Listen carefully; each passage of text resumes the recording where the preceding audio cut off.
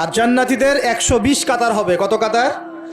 120 কাতার। তার মধ্যে 80 কাতার হবে উম্মতে মুহাম্মাদি, বলেন সুবহানাল্লাহ।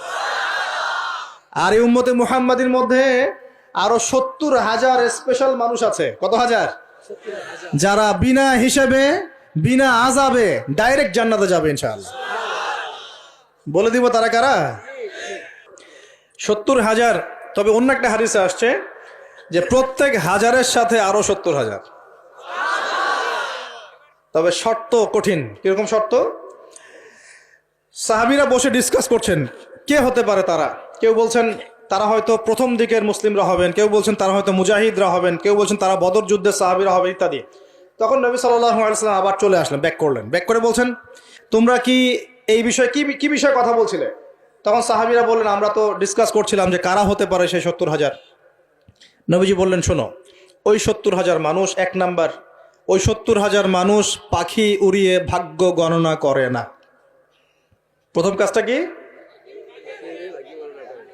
মানে তারা ইসলাম এত কঠিনভাবে পালন করে যে পাখি উড়িয়ে ভাগ্য গণনা বা হাত দেখা, রাশিফল, এরকম শিরিকের ধার কাছেও নাই। তারা শিরিকের ধার কাছেও নাই। দুই নাম্বার, তারা আগুনের শেকা বা উল্কি দিয়ে, এই ট্যাটু আছে না, ট্যাটু উল্কি আঁকে আগুন দিয়ে, এই ধরনের ট্যাটু উল্কি তারা আগে না শরীরের মধ্যে। এইসব কুলক্ষণে সুলক্ষণে তারা বিশ্বাস করে না।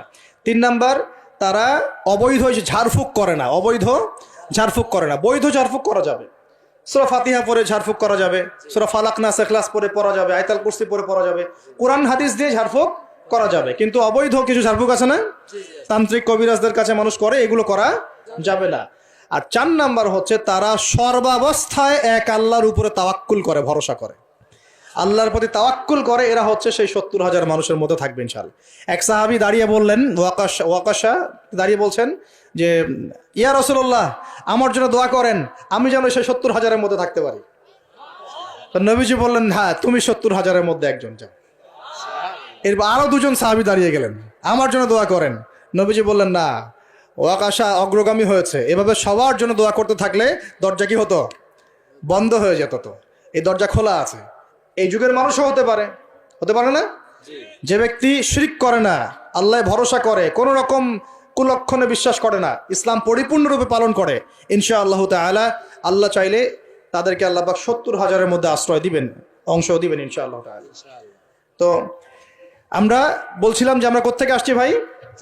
জান্নাত থেকে। কোথায় যাব? ইনশাআল্লাহ। এর মাঝখানে শয়তানের পথ রয়েছে কিছু, শয়তানের ফিতনা। কি ফিতনা? শয়তান চায়, শয়তান কিন্তু ওয়াদা করে আসছে, চ্যালেঞ্জ করে আসছে আল্লাহর কাছে। কি করছে?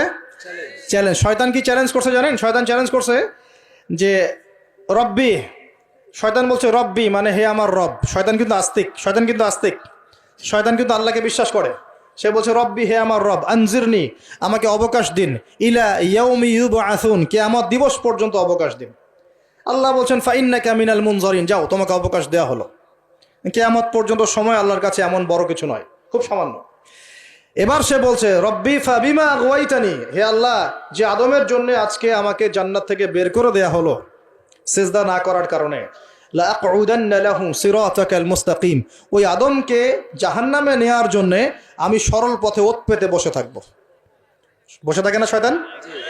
সুম্মা লাআতিয়ান্না মিন বাইনি আইদিহিম, খুব ভালো করে জায়গাটা বোঝেন প্রিয় ভাইরা। শয়তান চ্যালেঞ্জ করে বলছে সুম্মা, এর পরে আমি আসব আদম সন্তানের সামন থেকে। কোত্থেকে?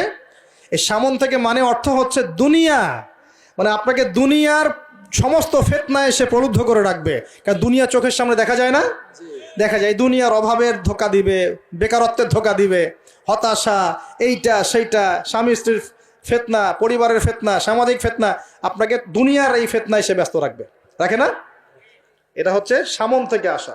ওয়ামিন খালফিহিম, পিছন থেকে আসবো। পিছন থেকে মানে আপনাকে পরকাল সম্পর্কে হতাশ করে দিবে, এবং পরকাল সম্পর্কে আপনাকে কুধারণা সৃষ্টি করবে, এবং পরকাল সম্পর্কে আপনার মধ্যে একটা গাফিলতি সৃষ্টি করে দিবে যে পরকাল না, পরে দেখা যাবে। হ্যাঁ, পিছনে কি আছে? পরকাল না? পিছনটা পরকাল। তো পরকাল আসবে যখন, তখন দেখা যাবে। হ্যাঁ, বৃদ্ধ হলে তখন তওবা করে নিব, এখনো কি তাড়াহুড়ার কি আছে, পরে দেখা যাবে শেষ বয়সে। এরকম করে আপনাকে ভুলিয়ে ভালিয়ে রাখবে পিছন থেকে। আবার হতাশ করে দিবে, আমার পরকালে আমার জান্নাত হবে না, আমি তো এত আমল করতে পারি নাই, হ্যাঁ, আমার কি হবে, আমার আত্মহত্যা ছাড়া কোনো পথ নাই, এভাবে হতাশ করে ফেলবে আপনাকে পিছন থেকে। সুম্মা লায়াতিয়ান্না মিন বাইনি আইদিহিম ওয়া মিন খালফিহিম, সামন থেকে আসবো, পিছন থেকে আসবো, ওয়া আন আইমানিহিম, ডান দিক থেকে আসবো। ডান দিক মানে কি? এটার ব্যাখ্যাও চমৎকার। ডান দিক মানে কি? আমরা বলি না ডান পক্ষ খুব ভালো মনে করি না? ডান পক্ষ ভালো, ডান দিকটা ভালো, শুভ মনে করি তো। ডান দিক হচ্ছে আপনাকে নেক্সট সুরতে সে ধোকায় ফেলবে। ডান দিক মানে কি? নেক্সট সুরতে ধোকায় ফেলবে। মনে কর ডান দিক মানে ভালো, মানে আপনি নামাজ পড়ছেন কিন্তু নামাজের মধ্যে শিরিক ঢুকাই দিবে। মানুষ দেখতেছে ভালো করে নামাজ পড়ি, নামাজ জাকাত দিচ্ছেন, দান সৎকা করছেন, মনের মধ্যে রিয়া ঢুকাই দেবে। ভালো কাজই তো করছে, ঠিক আছে? মানে হ্যাঁ, এটাও ঠিক। ওই যে হালাল প্রেমের দিকে উদ্বুদ্ধ করার চেষ্টা করবে। ডান নেক্সট সুরতে ধোকা, নেক্সট সুরতে। হ্যাঁ, নেক্সট মানে আলেম হয়েছে মানুষ, সবাই একদম বড় বক্তা আলেম সব বলছে, মনের মধ্যে অহংকার, নেক্সট সুরতে ধোকা, ঠিক আছে? বা মনে হচ্ছে যে এক ভাইয়ের গীবত তহমত সমালোচনা করাকে সে দিনের পথে সংগ্রাম মনে করছে, নেক্সট সুরতে ধোকা। হ্যাঁ, এক ভাইয়ের সমালোচনা করা, গীবত করা, তার চরিত্র উদ্ধার করে ফেলা, এটাকে সে মনে করছে যে দিনের জন্যই করছে, ঠিক আছে? নেক্সট সুরতে ধোকা, নেক্সট সুরতে, ডান দিক থেকে মানে কি? নেক্সট সুরতে আপনাকে ধোকায় ফেলে দিবে। ফেলছে না? ফেলছে। কিন্তু এটা কিন্তু ডেঞ্জারাস। এটা কাদের জন্য? এটা আবেদ মানুষদের জন্যই, যারা আল্লাহকে মানে, রাসূলকে মানে, চেষ্টা করে দিনের পথে চলার জন্য, এদেরকে সে ডান দিক থেকে আসবে আর কি। মানে আমাদের ক্ষেত্রে আল্লাহ পাক হেফাজত করুন বলি আমি। আর চতুর্থটা হলো ওয়ান শামাইলিহিম, ওদের বাম দিক থেকে আসবো। এটা কেমন? এটা হচ্ছে ফাসেক জালেম শ্রেণীর মানুষ যারা, তাদের সামনে মদ, জুয়া, জেনা সবকিছু উন্মুক্ত করে দিবে, এগুলোর পিছনে ছোট এখন। তো এইভাবে চতুর্দিক থেকে শয়তান আসবে এবং বলবে, আল্লাহকে বলেছে ওয়ালা তাজিদু আকসারাহুম শাকিরিন, আল্লাহ আপনি বেশিরভাগ আদম সন্তানকেই শুকরগুজার পাবেন না। এটা কি বাস্তব না? এখন বেশিরভাগ মুসলিম নামাজ পড়ে না? পড়ে না? বেশিরভাগ মুসলিম যাকাত দেয় কি দেয় না? রমজান মাস আসছে, দেখবেন বেশিরভাগই অনেকেই রোজা রাখবে না, আছে না?